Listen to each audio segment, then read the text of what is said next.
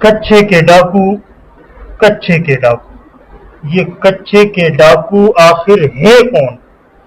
کیا یہ واقعی چند جرائم پیشہ افراد کا گروہ ہے یا پھر ایک ایسا منظم مافیا جس نے ریاست کی رگوں میں سرایت کر رکھی ہے؟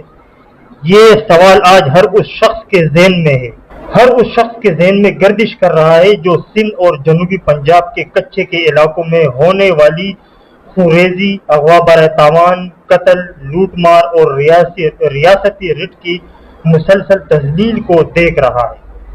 یہ عام ڈاکو نہیں، یہ وہ سپاک چہرے ہیں جو کھلے عام ریاست کو للکارتے ہیں، جدید اسلحے کی نمائش کرتے ہیں، پولیس اہلکاروں کو شہید کرتے ہیں، معصوم شہریوں کو اغوا کرتے ہیں، تشدد کی ویڈیوز بنا کر سوشل میڈیا پر اپلوڈ کرتے ہیں اور پھر پوری ڈٹائی سے کہتے ہیں لاکھوں روپے دو، اپنا آدمی واپس لے جاؤ۔ یہ صرف جرائم نہیں بلکہ ریاستی اختیار کے منہ پر ایک زوردار تماچا ہے۔ ریاست بڑے بڑے آپریشن کرتی ہے، کبھی ہیلی کاپٹر اڑاتے ہیں، کبھی بختر بند گاڑیاں روانہ ہوتی ہیں، کبھی دعوے کیے جاتے ہیں کہ کچا صاف کر دیا گیا، دہشت گرد مار دیے گئے، خطرناک ڈاکو گرفتار کر لیے گئے، لیکن چند ماہ خاموشی کے بعد یہی چہرے دوبارہ نمودار ہو جاتے ہیں، پہلے سے زیادہ خطرناک، زیادہ بے خوف اور زیادہ منظم انداز میں۔ آخر کیوں؟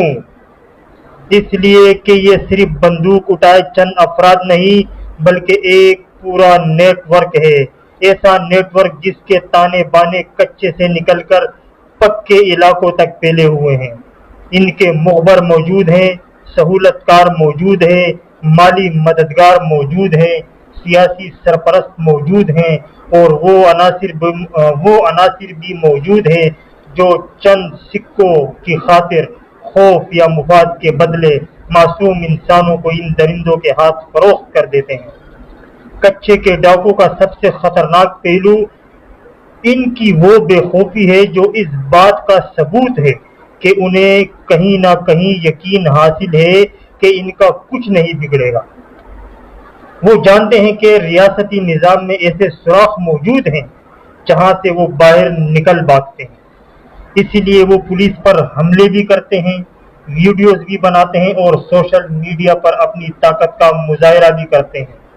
یہ لمحہ فکریہ ہے کہ آخر ایک ریاست جس کے پاس فوج، رینجرز، پولیس، انٹیلیجنس ادارے اور اربوں روپے کا دفاعی نظام موجود ہو، وہاں چند سو ڈاکو سالہ سال حکومت کی رٹ کو چیلنج کرتے رہیں۔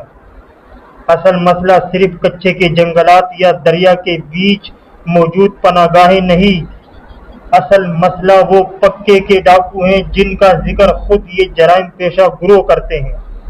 وہ سفید پوش چہرے جو دفاتر میں بیٹھ کر ان کے لیے راستہ ہموار کرتے ہیں، وہ لوگ جو معلومات فراہم کرتے ہیں، کارروائیوں کی خبر لیک کرتے ہیں اور ہر آپریشن سے پہلے ان درندوں کو فرار کا راستہ دیتے ہیں۔ جب تک ان سہولت کاروں کو بے نقاب نہیں کیا جائے گا تب تک ہر آپریشن صرف ایک وقتی ڈرامہ ثابت ہوگا۔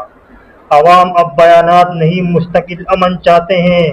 وہ ایسا نظام چاہتے ہیں جہاں ایک مزدور، تاجر، کسان یا مسافر اپنے بچوں کے ساتھ خوف کے بغیر سفر کر سکے، جہاں کسی ماں کو اپنے بیٹے کی رہائی کے لیے زمینیں نہ بیچنی پڑیں، جہاں کوئی باپ ڈاکو کی ویڈیوز دیکھ کر بے بس نہ ہو۔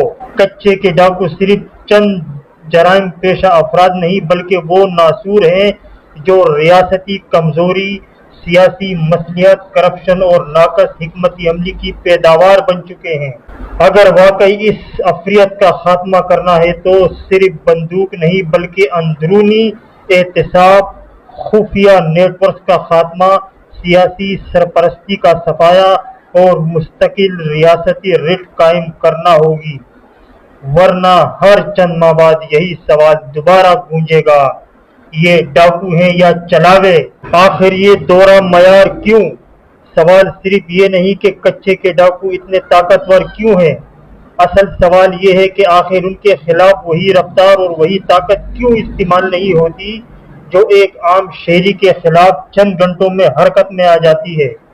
ایک عام آدمی اگر فیس بک پر ریاست، اداروں یا پولیس کے خلاف کوئی ویڈیو اپلوڈ کرے تو اگلے دن ان کی سافٹ ویئر اپڈیٹ والی ویڈیو منظر عام پر آ جاتی ہے، مگر دوسری طرف کچے کے وہ درندے ہیں جو سینکڑوں لوگوں کو اغوا کرتے ہیں، تاوان وصول کرتے ہیں، تشدد کی ویڈیو بنا کر سوشل میڈیا پر اپلوڈ کرتے ہیں، جدید اسلحے کی نمائش کرتے ہیں، ریاست کو کھلے عام چیلنج کرتے ہیں، لیکن پھر بھی برسوں تک ان کا کچھ نہیں بگڑتا۔